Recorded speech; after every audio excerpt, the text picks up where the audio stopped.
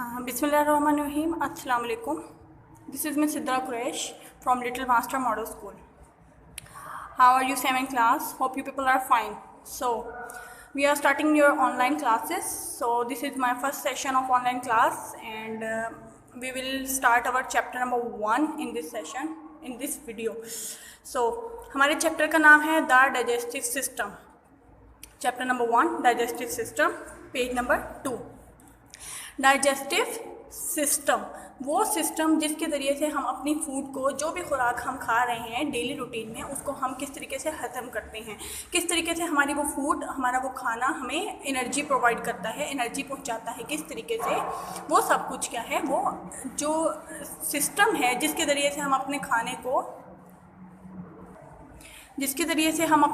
को हज़म करते हैं. और हज़म करने के बाद हज़म करना क्या है कि हम उसको छोटे छोटे पार्टिकल्स में तोड़ के हमारी पूरी बॉडी को वो खाना जो सा है पहुंचता है, ब्लड में शामिल होके. अच्छा, all the food we eat falls into 5 basic categories. जो हम फूड खाते हैं ना, जितनी भी खुराक हम खाते हैं, जिसमें फ्रूट्स हैं, हमारे मीट है, any type of meat, chicken meet और फिश वगैरह है, हमारी वेजिटेबल्स हैं, हमारे गंदम और दालें वगैरह हैं, ये सब चीज़ें जो भी हम खाते हैं, टोटल 5 कैटेगरीज में, वो 5 कैटेगरीज होती हैं फूड की जो हम टोटली लेते हैं. उसमें सबसे पहले क्या कैटेगरी आपकी कार्बोहाइड्रेट, जिसमें हमारी शुगर्स आ जाती हैं और स्टार्च आ जाता है. इससे हमें क्या मिलता है, इससे हमें एनर्जी मिलती है. सेकंड जो चीज़ है वो है आपकी प्रोटीन्स. प्रोटीन्स होती हैं बॉडी बिल्डिंग फूड है. बॉडी बिल्डिंग फूड लाइक अगर आप कभी भी कोई इंजरी आ जाती है, आपकी बॉडी को जल्दी हील अप करती है और जल्दी आपकी बॉडी को ग्रो करवाती है. कोई भी इंजरी आ जाती है तो डॉक्टर आपको सजेस्ट करते हैं कि आपने ज़्यादा से ज़्यादा आपने एग्स लेने हैं, आपने ज़्यादा से ज़्यादा चिकन लेना है, ठीक है, गोश्त लेना है, तो उसमें प्रोटीन ज़्यादा होती है इसी वजह से. अच्छा, और ये हमारी बॉडी के हर सेल में मौजूद होती है और ये damage parts of the body को रिपेयर करने में हेल्प करती है. जैसे मैंने आपको भी बताया कि डॉक्टर्स आपको सजेस्ट करते हैं कि आप गोश्त वगैरह खाएं, तो ये डैमेज जो से हिस्से भी होते हैं बॉडी के, उनको हेल्प करती है रिपेयर करने में. ठीक है, नेक्स्ट हमारा है फैट्स. फैट्स जो सी है हमारी इंसुलेशन लेयर है जो कि हमारी स्किन के अंदर होती है. इंसुलेशन लेयर यानी कि वो चीज़ जो सर्दी और गर्मी से हमें बचाती है, हमारी स्किन के अंदर होती है. फैट्स क्या होते हैं, produces twice as much energy per gram as carbohydrates and about a quarter of the energy we use each day comes from fats. Fats जो है कार्बोहाइड्रेट से डबल एनर्जी, कार्बोहाइड्रेट से फैट्स डबल एनर्जी प्रोवाइड करते हैं हमें, लेकिन हम उसमें से कितनी यूज़ करते हैं, हाफ या क्वार्टर एनर्जी हम यूज़ करते हैं और बाकी जो होती है हम लोग उसको स्टोर कर लेते हैं अपनी बॉडी के स्किन के नीचे. एक इंसुलेशन लेयर होती है उसके अंदर. नेक्स्ट है हमारे मिनरल्स. मिनरल्स क्या होते हैं, होल कलेक्शन ऑफ एलिमेंट्स. तमाम एलिमेंट्स होते हैं जो हमारी बॉडी के इसेंशियल एलिमेंट्स होते हैं, ज़रूरी एलिमेंट्स होते हैं, जिसमें हमारे कैल्शियम होता है, फॉस्फोरस होता है. अच्छा, ये किस लिए ज़रूरी होते हैं, हमारी बिल्ड बोन्स, हमारी बोन्स को मजबूत बनाने के लिए एंड टीथ, और टीथ को हमारे दांतों को मजबूत बनाने के लिए. सोडियम और पोटेशियम भी होता है मिनरल्स में, जो कि nerves functioning properly.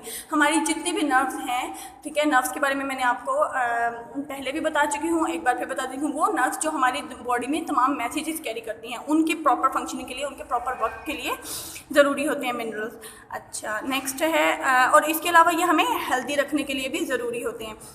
Next one is हमारे हैं वाइटामिन्स.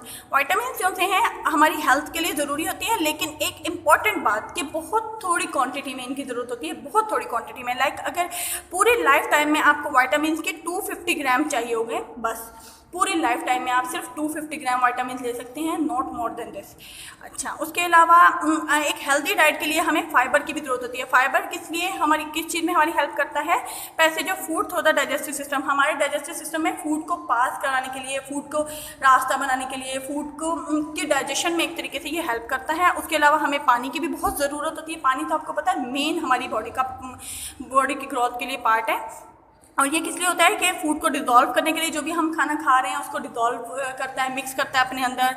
और जब हम सांस ले रहे होते हैं, हमें पसीना आ रहा होता है, या हमारी बॉडी से किसी और तरीके से पानी एक्सक्रीट हो रहा होता है, बाहर निकल रहा होता है, ये इसके लिए भी ज़रूरी होता है. पानी में पानी मौजूद होगा तो हमारी ज़िंदगी मौजूद होगी. उसके अलावा हमारा डाइजेस्टिव सिस्टम पानी के बगैर बिल्कुल भी नहीं वर्क कर सकता, क्योंकि फूड को सॉफ्टन करना, फूड को पास कराना एक जगह से दूसरी जगह, एक ऑर्गन से दूसरे ऑर्गन में, ये पानी ही के ज़रिए हो सकता है.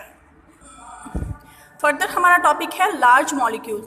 लार्ज मॉलिक्यूल, जो भी हम चीज़ खा रहे होते हैं वो लार्ज मॉलिक्यूल से बनी हुई होती है। जैसे कि हम कार्बोहाइड्रेट्स खा रहे हैं, अपनी खुराक में ले रहे हैं, फूड में फैट्स ले रहे हैं, हम प्रोटीन्स ले रहे हैं, हम ये वो तब सबके सब क्या होते हैं, लार्ज मॉलिक्यूल। ठीक है, उनको क्या होता है, उनको अपनी हमारी बॉडी के हर हिस्से तक, अगर हम यहाँ से ले रहे हैं तो उनको हमारी बॉडी के हर हिस्से तक पहुँचना लाजमी है। और वो लार्ज मॉलिक्यूल्स हैं। तो हमारी फूड हमारी पूरी बॉडी में किस चीज़ के ज़रिए से पहुंचती है, ब्लड के ज़रिए। अब जितनी बड़ी उसमें जितने बड़े साइज़ में हम लोग फूड ले रहे होते हैं वो हमारी बॉडी तक पहुंचना, पूरी बॉडी तक पहुंचना पॉसिबल नहीं होता। तो हमें क्या चाहिए होता है कि हम उस लार्ज मॉलिक्यूल्स को हम स्मॉल मॉलिक्यूल्स में कन्वर्ट करें। ठीक है, डाइजेस्टिव सिस्टम ये बेसिकली एक ट्यूब है, 10 मीटर लॉन्ग है। ठीक है, जो मुंह से शुरू होती है, 10 मीटर टोटल लॉन्ग होती है, मुंह से शुरू होती है और आपके एनएस पे जाके ख़त्म हो जाती है। ठीक है, अब हम सिर्फ एक तरीका है जिसमें हम कार्बोहाइड्रेट, फैट्स और प्रोटीन्स को हम अपनी इस ट्यूब के ज़रिए से पास कर सकें। ठीक है, तो वो क्या तरीका है कि हम उसको छोटे मॉलिक्यूल्स में कन्वर्ट करें, क्योंकि हमारी ब्लड में उस फूड को जाना है और ब्लड के ज़रिए से हमारे पूरे बॉडी पार्ट्स तक पहुँचना है। तो हमें उसको इतने छोटे पार्टिकल्स में कन्वर्ट करना है कि वो ब्लड में आसानी से पास कर सकें। The process of breaking down food into smaller molecule is known as digestion. और प्रॉपर प्रोसेस डाइजेशन का यही है कि हम जो फूड के लार्ज मॉलिक्यूल्स हैं उनको स्मॉल मॉलिक्यूल्स में कन्वर्ट करते हैं।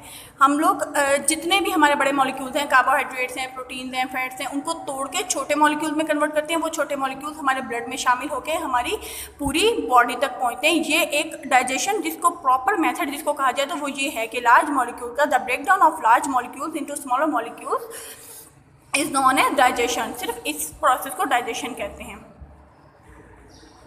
फर्दर हम डिस्कस कर रहे हैं डाइजेशन को। डाइजेशन में कुछ प्रोसेसेस इन्वॉल्व होते हैं जो कि ये पहला प्रोसेस जो होता है वो होता है मैकेनिकल ब्रेकडाउन। मैकेनिकल ब्रेकडाउन क्या होता है, खुराक को चबाना। ठीक है, मैकेनिकली उसको मुंह के अंदर चबाना और उसको छोटे पीसेस में कन्वर्ट करना। ठीक है, सबसे पहले हम मुंह में खुराक लेके जाते हैं, हम अपने दांतों के जरिए से उसको चबाते हैं, उसको छोटे पीसेस में कन्वर्ट करते हैं, उसे कहते हैं मैकेनिकल ब्रेकडाउन। नेक्स्ट है हमारा केमिकल ब्रेकडाउन। केमिकल ब्रेकडाउन में क्या होता है, हमारे एसिड्स यूज़ होते हैं और केमिकल्स यूज़ होते हैं। उन एसिड्स और केमिकल्स को हम लोग कंबाइन एंजाइम्स कहते हैं। ठीक है, एंजाइम्स क्या करते हैं, किसी भी अमल को तेज़ करने का काम करते हैं। जैसे आपका खुराक ख़त्म करने का अमल है, उसको एंजाइम वहाँ पे मौजूद होते हैं जो कि एसिड्स और केमिकल्स होते हैं, वो उसको तेज़ करते हैं।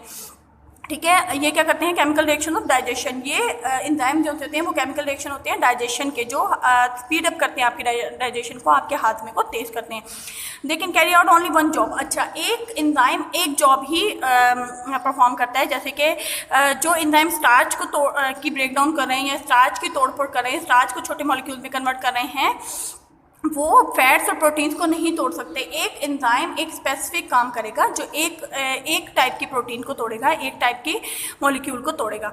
ठीक है, नेक्स्ट है third one, absorption of small molecule that the body can use. अब जब पहले मैकेनिकल ब्रेकडाउन में फूड बड़े से छोटी हो गई, फिर केमिकल ब्रेकडाउन में उस फूड को और ज़्यादा केमिकल्स ने तोड़ फोड़ के छोटा कर दिया।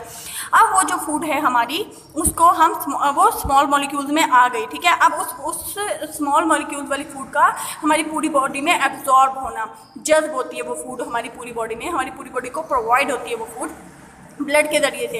अब वो जब प्रोवाइड हो गई, अब क्या होगा, removal of the insoluble waste materials from the body.